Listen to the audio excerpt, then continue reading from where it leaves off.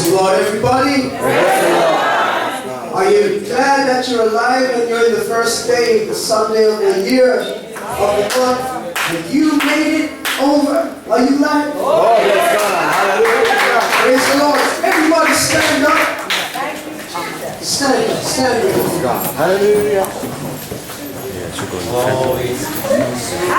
Then I ask Minister Paula Hall to come and ask God blessing on the word that will come forth this time. Jesus. Hallelujah. Father, we bless your name. We honor you and we give you praise. Hallelujah. Thank you, Jesus. Oh God, it declares that your word is already anointed. Standing before you, Lord Jesus, is a lump of clay, Lord God, was dedicated his life to your service. I pray, Lord God, that you would bless the word as it proceeds from his mouth, Lord Jesus, to your people, Lord God. I pray, Lord God, that those who are dead in trespasses and sins, Lord God, will rise today, Lord God, to walk, Lord God, in newness of life. Oh God, even persons, Lord, who didn't come here for transformation, I ask you, Lord God, that the transforming power of your word will make the difference, Lord Jesus. Holy Ghost, I pray right now, Lord Jesus, that every force, Lord God, that is not of you, Lord God, will be fully dispelled from this place, Lord Jesus. And your people, Lord God, oh God, we for whom you have died, Lord God, that one more time, Lord Jesus, we will respond appropriately to the word as it is preached by your servant. Have your own way, Lord God. Touch chords within the hearts of persons, oh God, that have long been in need of a touch. And even as your servant ministers your word, I pray, Lord God, that you would minister to his needs, Lord God. Minister to his soul, oh God. Minister to his spirit, Lord God. Minister to the circumstances that have not yet appeared, Lord God, in reality in his life, Lord God. Go forward, Lord God, and do your work. Have your own way. Right now I pray and deliver us in Jesus' name. Amen. Praise the Lord. Praise the Lord. Give the Lord the highest praise, somebody. Praise him again, someone. Do you love him today? Call him by his sweet name. Say it again. Call his name again. Praise the Lord. Praise the Lord. Hallelujah. Somebody pray right now. I'm feeling good. I feel the presence of the Lord. I feel that my help has come. He's all over me. And he's keeping me alive. Glory to God. Yay! Hallelujah. Blessed in the name of Jesus. I want to honor the Spirit of God in our midst today, who is here so richly. I want to pay special greetings to the moderator, the Minister Hall, and Minister Clark, and Mother Archer, and to all the brethren, all the saints, all the evangelists, and the missionaries, and the deacons, and the workers, and the choir, and the musicians, and all that have gathered here today that are part of this assembly, and all of you who are visitors. You're all important. Hallelujah. Hallelujah. You are so important that if there was only one soul that sinned in a world of billions of people, Jesus would still come and die for you. That's how important you are. The saving of the soul is more precious than all the silver and gold. Oh, yes. One soul. Somebody should be saying, I don't want this year to go by without me helping at least one soul to find Jesus. One soul. You should be saying that. Matter of fact, make it this month's project. One soul. This month, one soul I'm going to bring into the house of the Lord. And let God have his way with him or her. Oh, bless God. Some of you might bring in more than one. But at least somebody can say, I brought in at least one soul. Do you have the heart of God today? He left 99 and he went to seek out the one sheep. He said, I'm not even taking the whole flock home until I find the lost one sheep. Do we have someone with the heart of Jesus today? You should be saying, who can I bring? Who can I bring? Lord, just open my eyes. Maybe it's a neighbor. Maybe it's a family member. Maybe it's a distant relative. Maybe it's someone across the street. Maybe it's someone in the other town. But I can bring at least one soul. Because time is wrapping up. Greetings to you all in Jesus' name. Hallelujah. Glory. Praise the Lord. I believe God is going to be doing some interesting things before this month is out, let alone the year. And I believe there's more baptisms coming. Hallelujah. This is just the beginning of the latter and the former rain together. So when there is baptisms going to be sung, we usually in Canada we sing a particular song, a baptism song, and I'm moved to sing it. I was going to sing something more what I thought was appropriate. The Lord says, don't sing this song. So I'm going to sing this song. And it's taken from number 135 from the Pentecostal hymn. It says, follow on. Praise the Lord Jesus. Down in the valley with my Savior I will go, where the flowers are blooming and the sweet waters flow. Everywhere He leads me, I will follow on. Walking in His footsteps till the crown be won. Yeah, follow, I will follow Jesus. Anywhere, I will follow on. Yeah, follow, I will follow Jesus. Anywhere He leads me, I will follow on. Listen, down in the valley with my Savior I will go, where the storms are sweeping and the dark waters flow. With His hand to lead me, I will never fear. Angels cannot find me if my Lord is there. Yeah, follow, I will follow Jesus. Anywhere, I will follow on. Yeah, follow, I will follow Jesus. Anywhere He leads me, I will follow on. Down in the valley or upon the mountain steep, close beside my Savior, hold my soul, never leave. He will lead me safely in the path that He has drawn, up to heaven and on the hills of God. Yeah, follow, I will follow Jesus.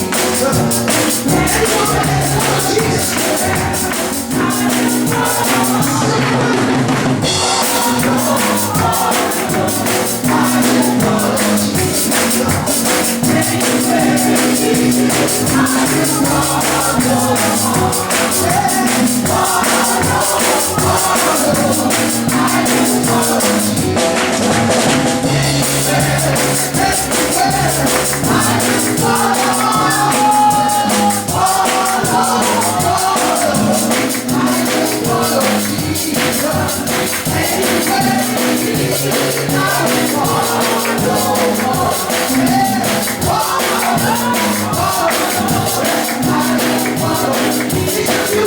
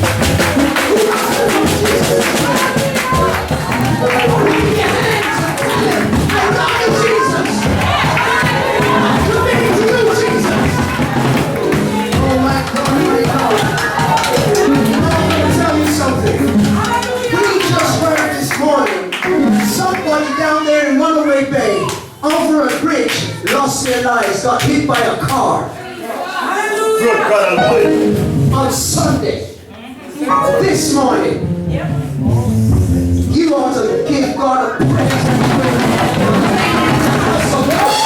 Nobody, unless you're sick, you should be on your feet, lifting your hands in the air and clapping your hearts with God.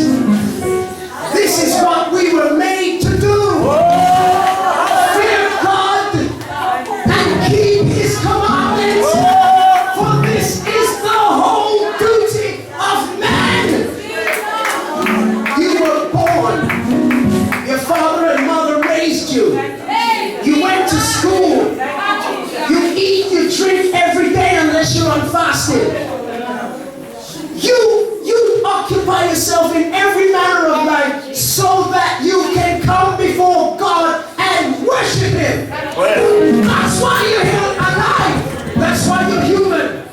Oh yes. God could have made you a frog. You could have been a dumb animal. A 40 leg as you call it. But God made you human. Made you in His image. You have a privilege to acknowledge God in all that you do. And you're here this Sunday, somebody. And you just sit down there holding yourself and all you're thinking about is what can I do after I leave? That's not right. You may not reach it home. Oh God.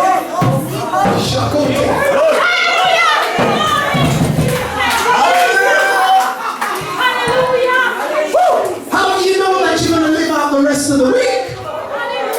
Who told you that? What lying spirit gave you a fortune telling? My God. You're in the house of God today for a reason. And the first thing you have to do is say, thank you, Jesus, for the supreme sacrifice of your blood.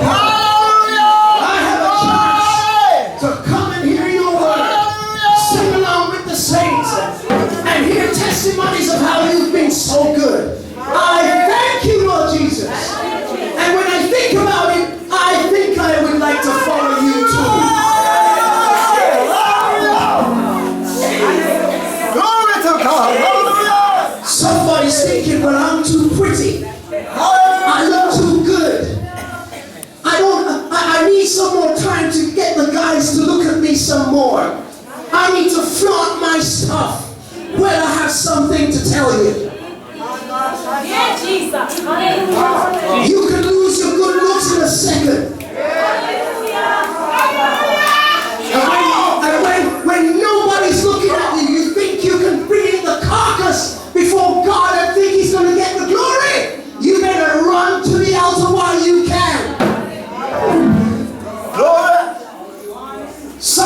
say, well, I'm cool.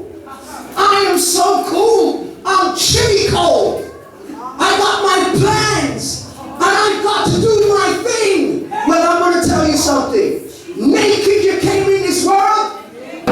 Naked you're leaving. You own nothing.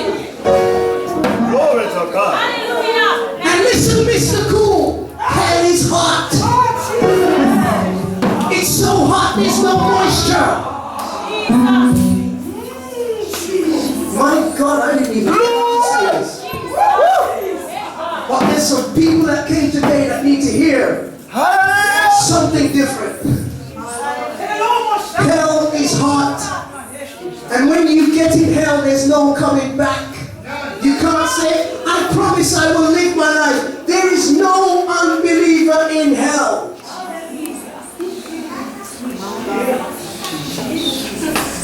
Nobody is cool in hell. Lord. Listen, Ashamakanda. I got a warning for somebody. My God. Listen, Mr. Gangster. Sheton Kasha.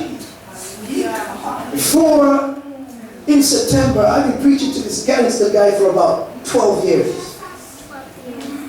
Now he had a really interesting story. Mother and father didn't raise him. Well, he hardly knew his father.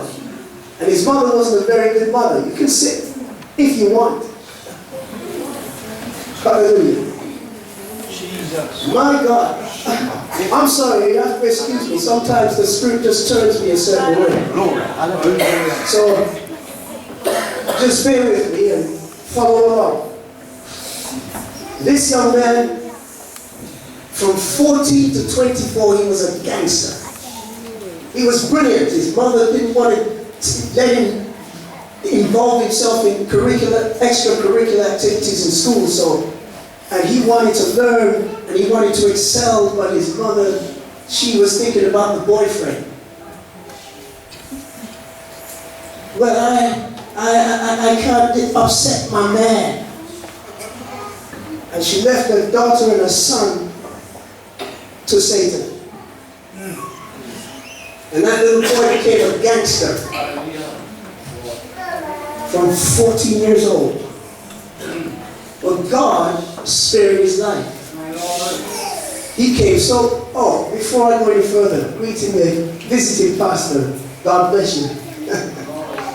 Praise the Lord Jesus. He and his compadres from young age would do all kinds of things and make so much money. Listen, make so much money that when they count the money, the ink on the money would rub off on their hands. That's how much cash they had. Somebody hear this. Somebody needs to hear this. Now he was the ringleader of them all because he was a leader type person. And whatever he did, he prospered in it. You can have skills that God will use, but when you put them in Satan's hands, he will find work for you to do. So one day, when he's a big young man now, his friends, watch this. You think you can trust your friends? When you're doing sin and occupying yourself in sin, you think you can call on your buddies all the time? You don't know what's in their heart. There's a thing called anger and wrath, but none of them can compare to jealousy. Glory. Are you hearing me? The scripture says, wrath is cruel, anger is outrageous, but who can stand before envy? You never see it coming. It comes with a smile, pats you on the back, and sleeps with you. Wakes up with you in the morning. It's just waiting for an opportunity to pull the rug from under your feet. And you never see it coming. They say that amongst thieves, there's honor among thieves. I'm here to tell you, no, it's not. It's just convenience until somebody sees an opportunity. Here is someone. One day, his bosom buddies from they've known each other since they were young. And they saw him counting the money. But something told him, put the money in the safe in his room. And that's what he would do, because he was very, very smart. One day he was counting his money, and his friends, his bosom buddies from childhood, primary school, looking at him. He wouldn't think that they would turn on him. But let me tell you something. When God is calling you, and you delay, Glory. are you hearing me? God is going to put you in a corner. And the way that you get in that corner is going to be painful. Because you're forcing God's hand to pull you out of the darkness you're in. You better come while you can when it's nice and sunny. Because a cloudy day is coming for somebody. And you're going to suffer loss and you're going to feel some pain. And if it means you have to break a leg, God intends to save you. Glory. But if you won't come whole, you're going to come broken. Oh, Jesus. Oh, Jesus. Jesus, my Savior. So this man, he's counting his money. His friends saw him and looked him in the room. He's in the room. One of them had a gun, because they had guns. And he came in the room with the gun.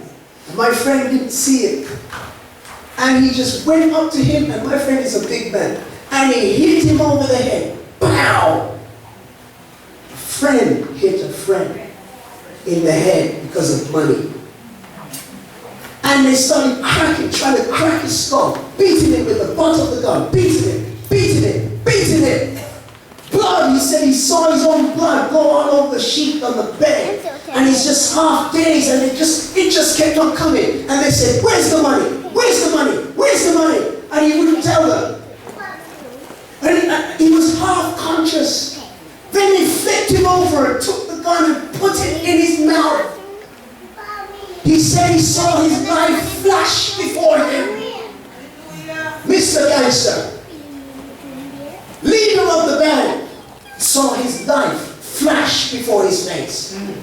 They began to pull the trigger. This is his bosom buddy friend. This is the price of being cool. Ha, Shekote. You know what happened before they finished pulling the trigger? God's mercy intervened. The magazine filled with bullets fell out the gun. Are you hearing me, somebody? Fell out the gun. And immediately he took the advantage of that surprising moment and hit the person in the face. Took the gun and hit the person and ran for his life. Out of the gang that he led. Leave everything. Now vengeance was in his heart. Because he's a bad man. He's cool. And on the street you have to have respect or else don't go there. So he says, I'll take matters into my own hand.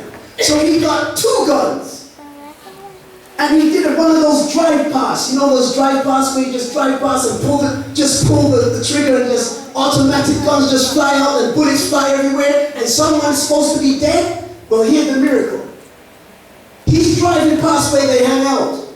Opens up the window, takes out the guns and starts firing. And God's mercy intervened. Every one of those bullets missed. Because God had a plan for him. Oh my God. It missed. It went elsewhere, everywhere. I believe angels were just batting him all over the place because he should have hit the target. You know why it missed? Everyone that turned against him, God allowed them either to be killed or be in prison. He's the only one that didn't have a prison record.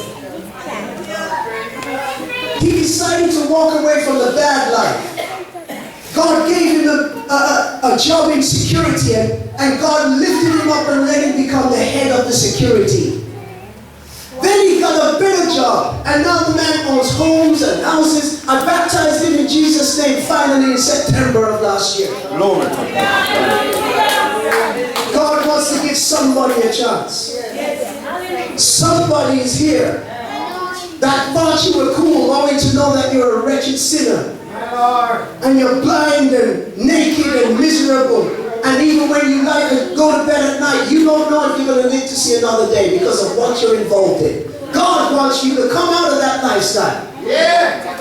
Now we're going into 2 Corinthians now. We're going to look at what God is saying to those that think that things are so good and comfortable. God is about to make it uncomfortable. If you miss this word, it's going to get real uncomfortable. This is your last chance while things are nice and smooth for you to decide to come out on your own volition. Because if God wants you, He's going to make it rough. People who are with you are going to turn against you. Those that you put before Jesus is an idol. And the Lord said to Israel, "Hear, O Israel, the Lord thy God is one Lord, and you shall have no other God before me." You can put your work before God, your family members before God. You can put yourself before God. You can put your mate before God.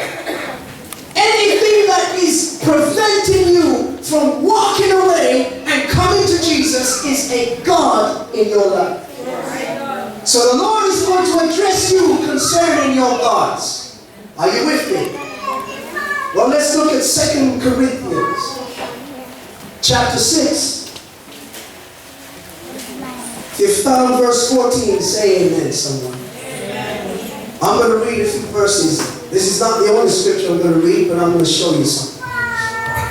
"Be ye not unequally yoked together with unbelievers. For what fellowship hath righteousness with unrighteousness? What communion hath light with darkness? What concord hath Christ with Belial? Or what part hath he that believeth with an infidel? And what agreement hath the temple of God with idols? For ye are the temple of the living God. As God hath said, I will dwell in them and walk in them. And I will be their God, and they shall be my people.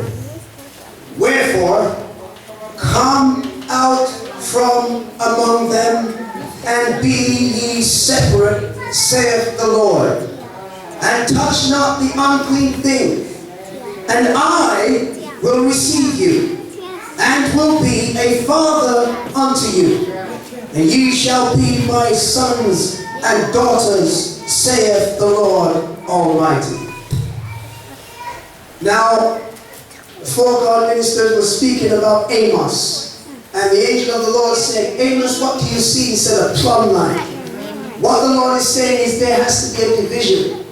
You got to decide whose side you're on. The line is drawn and you're either on one side or the other side. You can be on the wrong side and wish you're on the right side, and guess what? You're still on the wrong side.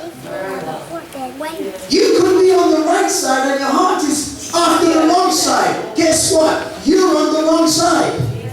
God is following the heart, not necessarily where you are physically. You remember Lot's wife? Hallelujah. This is a serious time, you know. The Lord is saying, separate yourself. The plumb line is drawn. Judgment is coming, and it's going to be hardcore. And if you don't accept the warnings, you are going to be caught up in the flames that's coming. Because it's coming swiftly. Lot went down into Sodom, and he thought he got a good deal from Abraham. Because Abraham said, anywhere you want, you can have first pick. So Lot was, even though he was a righteous man, he was greedy, covetous. And he looked at Sodom and didn't realize that disaster is coming for Sodom. Sodom didn't look like it was going to burn up. Sodom was cool. Hallelujah, my God. It was lush. God just switched me. It looked like it's going to last forever. In fact, the Bible like the Garden of Eden. But the homosexual was down there. Good God Almighty. The lesbian was down there. The extortioner was down there. The adulterer was down there. The murderer was down there. And all those that like to lie and steal were down there. But it looked good. The people looked like they had morals. But morals without God is hypocrisy. It's a false righteousness. But it fooled this righteous man, Lot. So he said, Abraham, I want to go to Sodom. He said, my son, God bless you as you go. And he went down there. Now watch this. At first it looked like it was a good deal because Lot prospered. In fact, he was so high amongst the inhabitants, he became a judge. Because to sit in the gates, it means you are a judge. Oh my God. People come to you to get to know what to do. But Lot looked at them and realized, you know what, maybe I made a mistake. Because these people are nasty.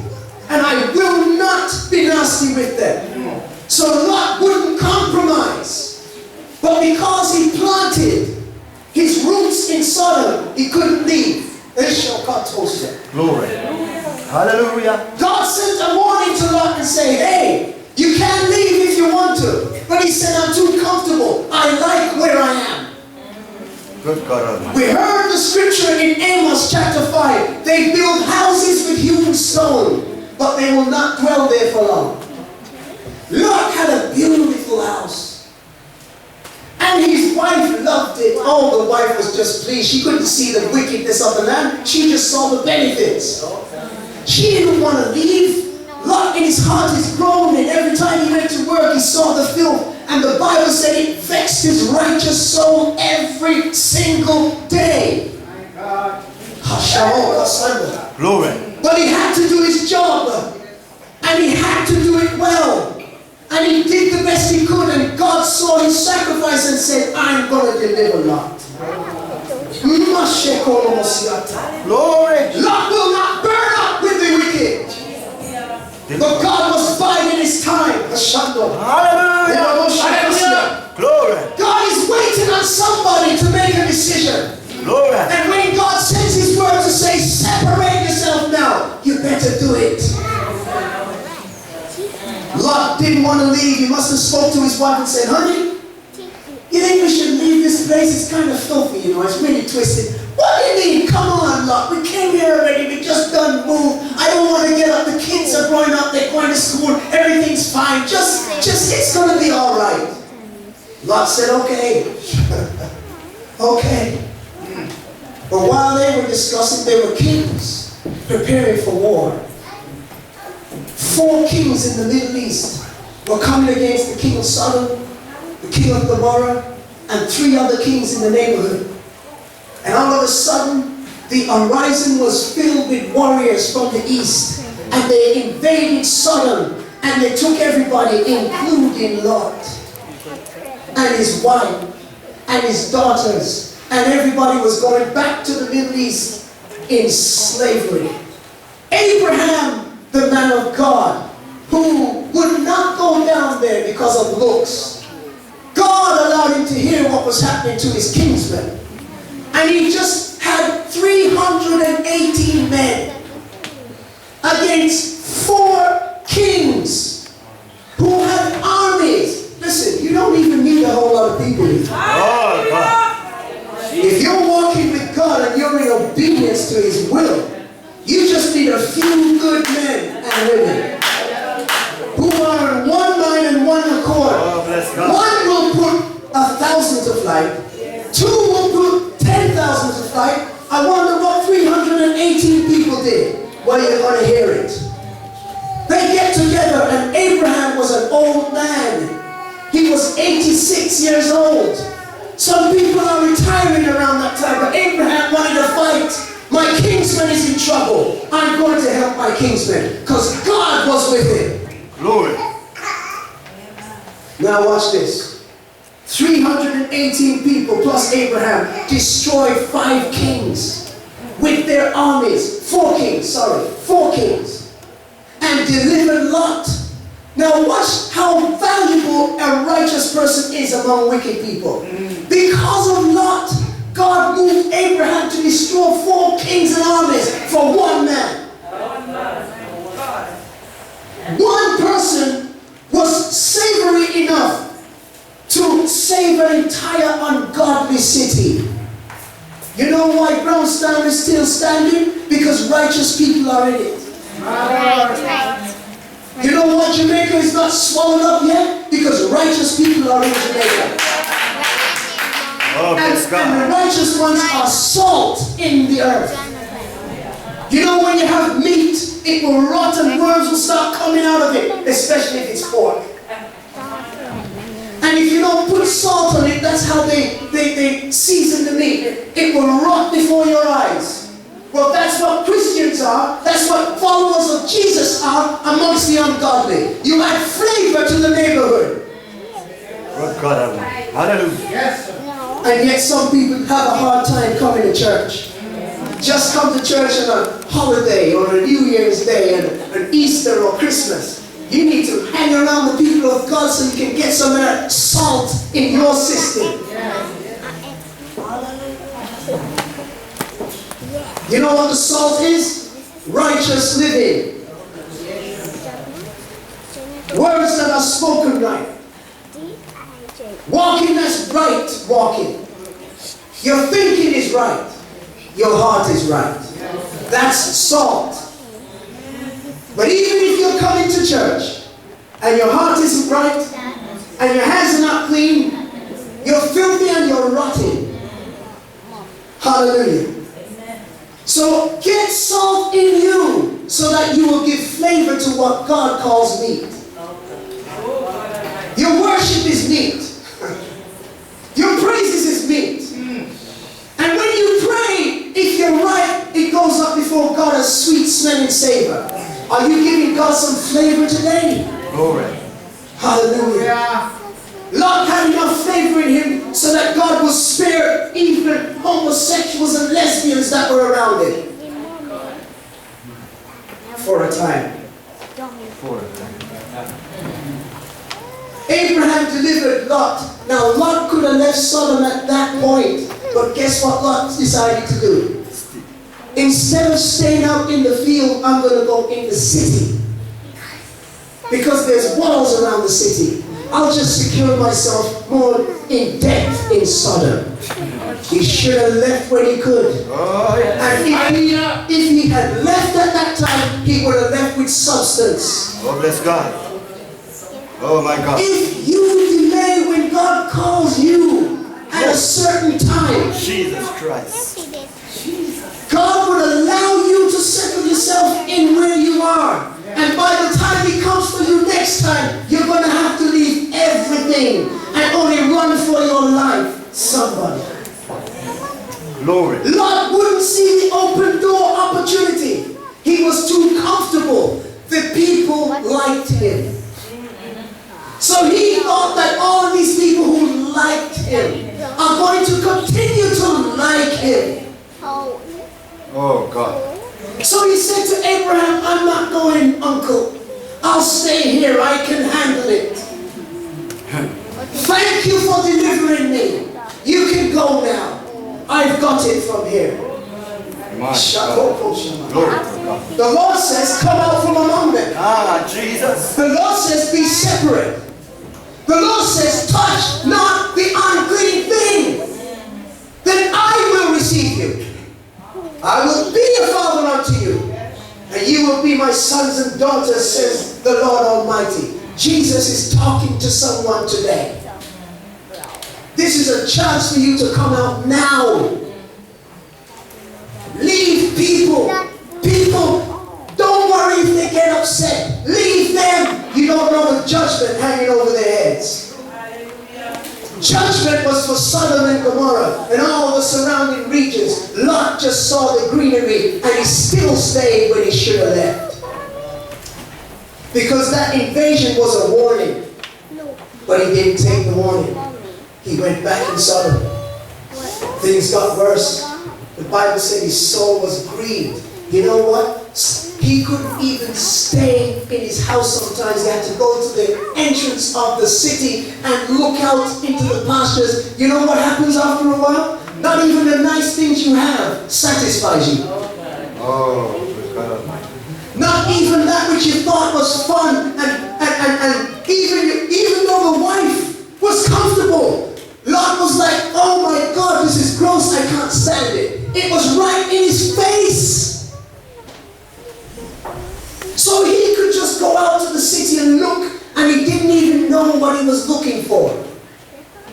But while he was looking, Abraham was having a conversation with God. Because Abraham got blessed by Jesus. Jesus visited Abraham with 2 angels. Did you hear me? Jesus came to Abraham.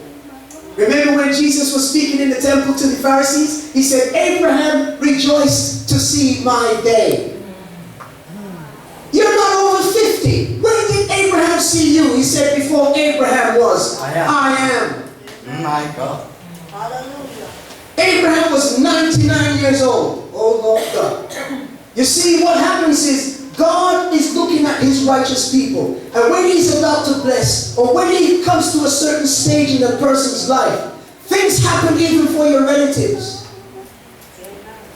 God makes a shift for your relatives. You'll pray for your relatives and God will hear you.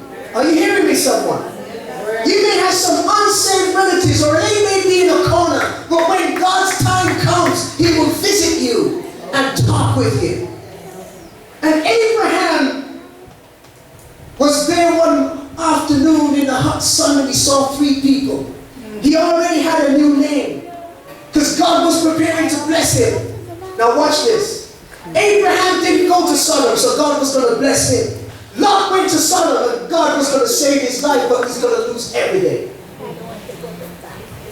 Abraham got a new name. Lot remained with his old name.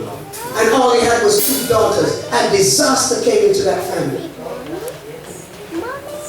When God visits you, somebody is being visited today. And the Lord is telling you, you better take the opportunity today.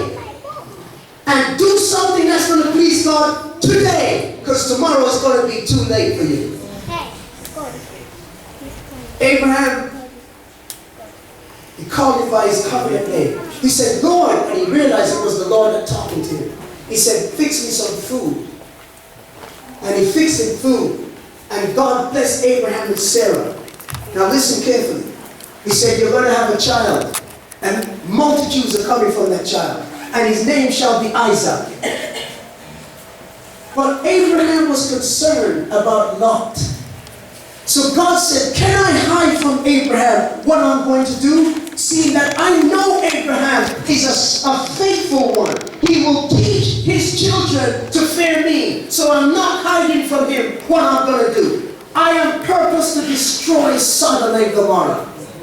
Abraham was concerned. He said, oh Lord, will the God of the whole earth will he not do right?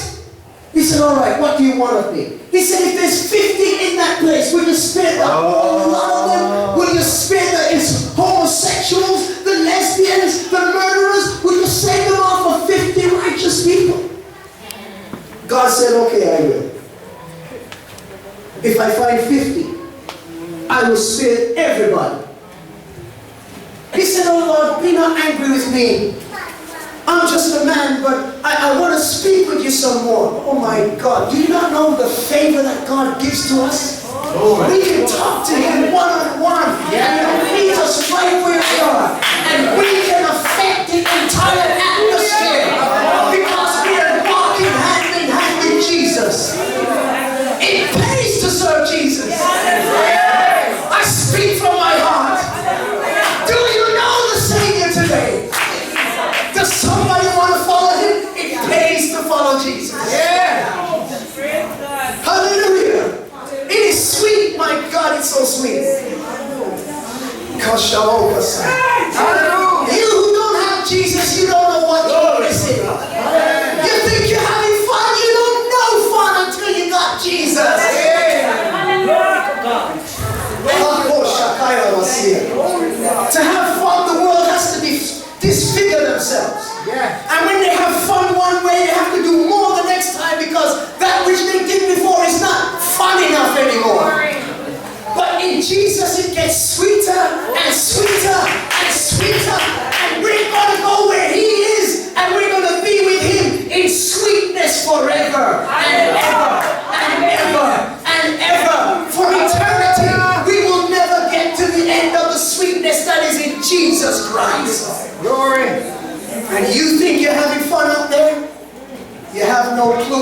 That's right. Shabokasata. Yo!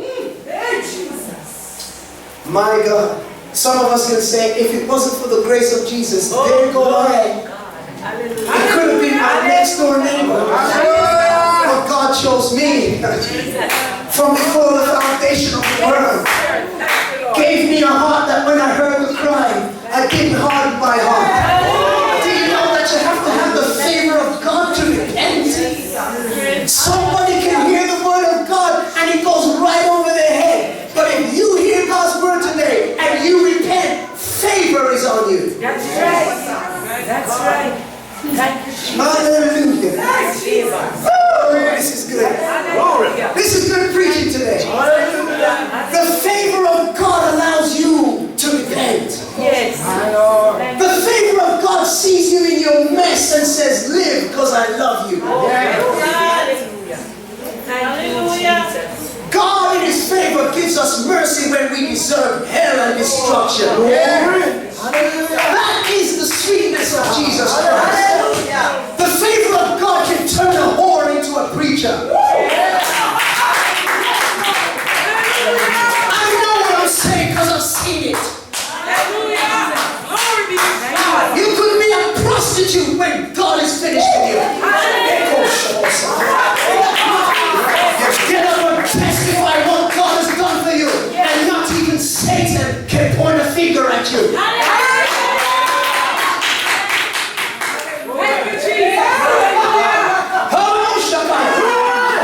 You could be a pimp, and God can make you a soldier of the cross.